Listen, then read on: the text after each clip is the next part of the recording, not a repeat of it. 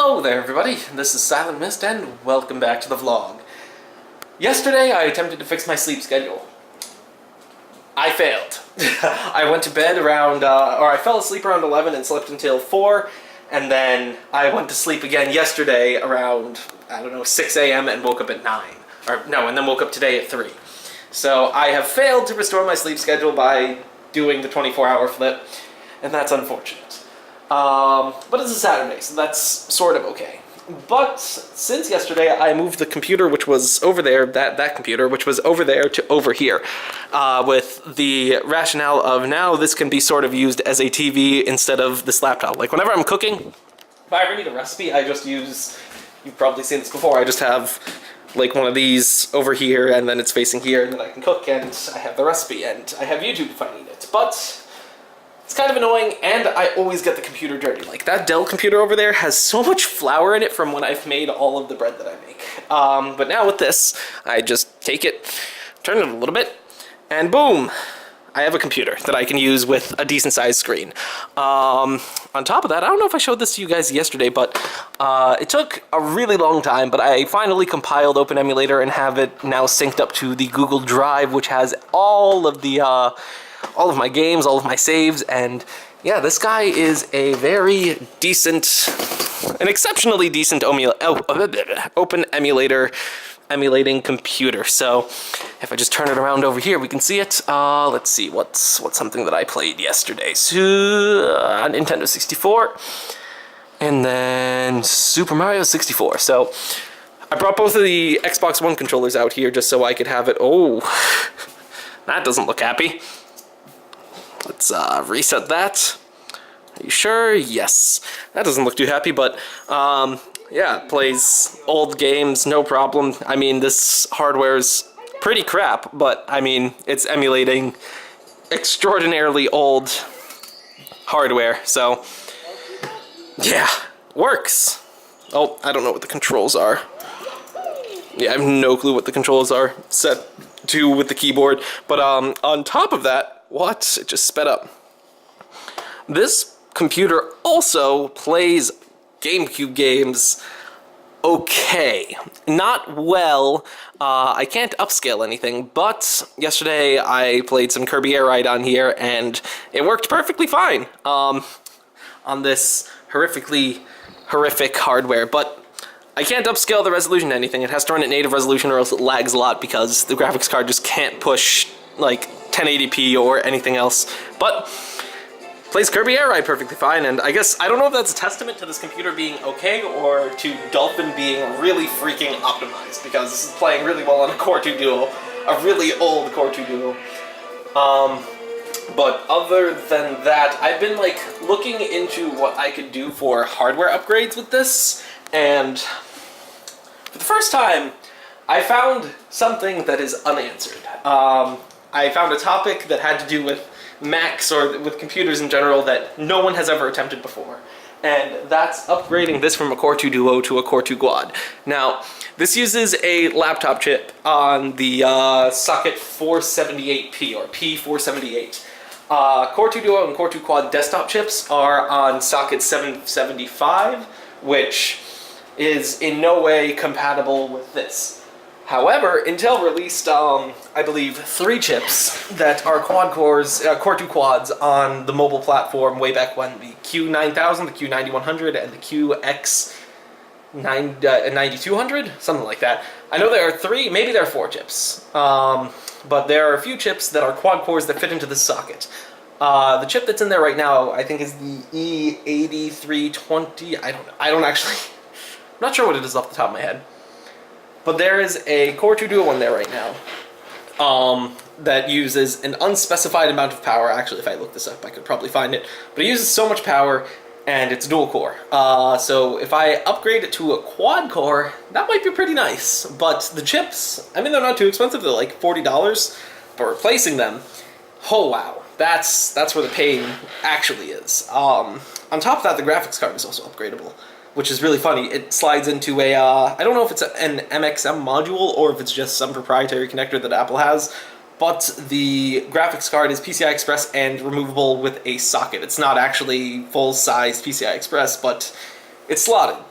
and I've looked into the upgrades, and wow, they are all really expensive. For no other reason than there's like no supply and no demand, so each individual one costs $100+, which is in no way worth it. So I don't know if I'll upgrade the graphics card or not unless I see someone selling a stupidly good priced one somewhere on the internet, or maybe if I find another one of these, a slightly newer model, I could scrap it. Like if I found a dead one of these that was new, I could scrap it and find the old graphics card. But yeah, other than that, I can't upgrade the memory past 4 gigs. Well, I could go to 8 or 6 or 8 gigs, but past 6 gigabytes, there is a chance that it won't work. There is a slight issue with, I don't know if it's a problem with the chip or with the computer, where on the 2008, so a lot of the older iMacs that use DDR2, the processor is bad at indexing memory, indexing larger memory chips. It'll work if you have 6 gigs of RAM, but as you go to 8 gigs, it has something to do with the timing of memory. It just doesn't want to look at the upper ranks of memory nicely. And there are a lot of reports of people saying that it works. Some people say their computers are unstable after doing it. And yeah, as a whole, it just doesn't seem to be worth it to upgrade it past 6 gigs. And 6 gigs is a weird amount of memory. That computer over there has 6 gigabytes of memory, and it doesn't feel like enough. But then again, this computer has even less with only 4 gigs of RAM. But, it's okay. I guess I could live with only having 4 gigs and a Core 2 Duo, but I would at some point like to upgrade it to a quad-core chip. The only problem with that is, on top of that, is that the old Core 2 quads don't have Turbo Boost. So I believe they run stock at like 2 gigahertz. They don't go any faster than that. that's like the peak of the speed, and the chip in there right now is a 2.8 gigahertz chip. So I'd take a hit in single core performance, but I would also get twice as many cores. But like I said, no one has done it before, so I don't know if it's actually doable or not. And that computer is a pain to take apart. You basically have to remove the screen, and I don't want to do that. It's just as undesirable as removing the keyboard from the chassis, or the chassis of the laptop. Too many little screws, too many things that could go wrong. But yeah, I'm happy that it's over there now. I really like this spot actually, because when we wake up and come out here for breakfast, now we have, oh, there goes a power cable. Now we have a big screen to watch stuff on as we eat. And I guess it's kind of funny because all the computers over here are Macs. Now we have, that's Mary's laptop, that's my laptop, and now this is the television. And unfortunately we don't have all Apple peripherals to go along with this. Like, look, we're using Xbox controllers on here, but they work really well. But yeah, I'm super happy that this all works out nicely. Oh yeah, I ran NovaBench on here to see how it scored, and it scored pretty much where I expected it to. Poorly. When I ran it on the normal desktop, my NovaBench score was awful because driver support for everything that I have is messed up on my desktop. So this is about half of what the main desktop scored. No, this is about a third of what the main desktop scored, half of what this scored, and significantly lower than what that computer over there scored. But I mean, what do you expect? Look at that hardware, it's not good. But yeah, works, and it works decently well. Can stream 1080p video no problem, can watch stuff from HBO Go, which is where we're watching Game of Thrones, and it all just works. I wonder if it can edit video. I did install Final Cut Pro on here. Don't know if I want to give it a try though, because that's Core 2 Duo editing stuff is going to be interesting. But I might give it a try. Maybe I'll edit a single vlog on here, because I think yesterday I edited all of the vlogs on this computer, so now there's only yesterday's vlog and this clip right now. You know what? I'm gonna give it a try. Let's see how things go. As expected, it's pretty slow. You can't really scrub through the timeline, and it plays fluidly for about a second before turning into a slideshow, and then usually when you stop it, it just complains that frames were dropped. But yeah, you can't scrub through the timeline like you can on a better computer. You move it and it's just a frame every once in a while. But the real question is, what happens when I send it to Blender? Not Blender, no, Compressor. So let's see, let's send this there, and wow, slow. Really slow. It might actually take, this is the first time I'm starting up compressor, so it's probably going to take a little while. Be right back. I've made a preset for the vlog, and it's finally imported in compressor. So, let's see what happens when I start this batch. Whew, it's probably gonna take a really long time. But at least it's getting started. Wow. Yeah, I have no clue how long this is going to take. If I open this up, no progress indicator yet. That has yet to, like, pop out just a little bit. Yep, this is probably going to take upwards of an hour, so I'm just going to let this sit for a while. Processor utilization hasn't spiked up either yet, so I think it's just getting started. So slow. This is taking an extraordinarily long time to render out. I think this video is probably somewhere in the realm of like, oh wait, I have it open still. By the looks of it, it is about, it's a 15-minute long vlog, so it's on the longer end of vlogs, but it's also taking 2 hours to render. For comparison, if I load up compressor on here, so here's the last 12 days worth of vlogs, or last 11 days, that's cables in the way of vlogs right here. And I think the longest one right here took 10 minutes to render, and it was 12 minutes long. Is there any other one that's longer than it? No. So this renders just under real time, as you can see right there. And here's this one. How long is this sequence? Can I see? 14 minutes and 55 seconds, and it's taking 2 hours to render. Wow. That speed difference, it's gigantic. But I guess that's what I should get from trying to render something on a Core 2 Duo. When this is done, I'm going to upload it. Actually, I might need to move it first before I upload it, but then after that, I want to install Windows on here. Curious to see how it'll run. Can't imagine it'll be too fast, but I want to give it a try. 4 hours it took to render this vlog. Wow. The 14-minute vlog on the computer took 10 minutes to render. This took 4 hours. Took, what, 24 times longer to render on this computer than it did on my laptop. Shows you how much optimization can really affect the runtime of a program. Yes, because the laptop is optimized to render on the GPU, which is more often than not better at doing stuff like rendering video or doing very repetitive, scalable operations the GPU is really good at doing.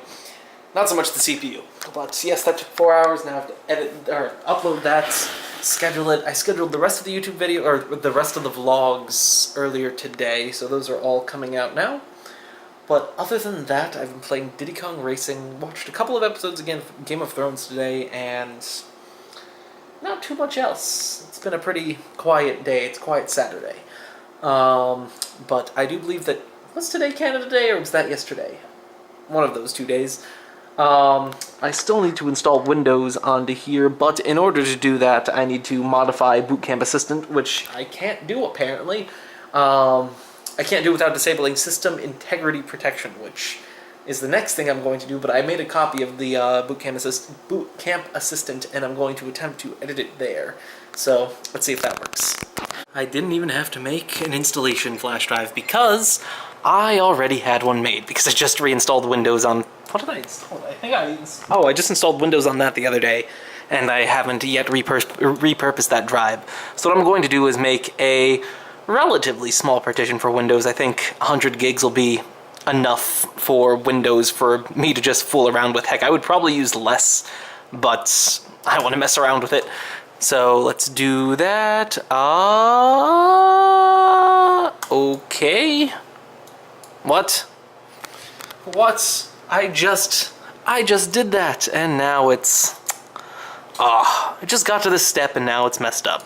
Darn. Okay. I guess I need to figure out how to fix this, because I just installed the support software, but it doesn't think that I did. Fun. I guess today's going to be take 2 of attempt to fix my sleep schedule.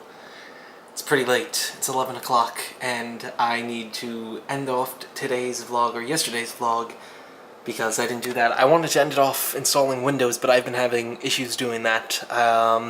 basically I can't get this thing to boot correctly. If I boot it off of this EFI boot that I get after I make it with the media creation tool, it just hangs at this screen.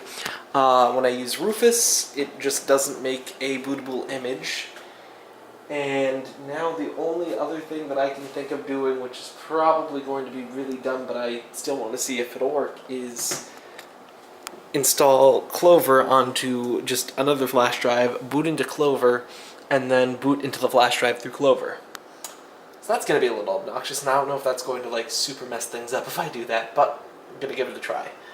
But yeah, I'm going to end off today's video because I am tired and I don't know when I'm going to start up the next one. Well, actually, no, I'm probably going to start it up right after this. But, hello there, loud vehicle.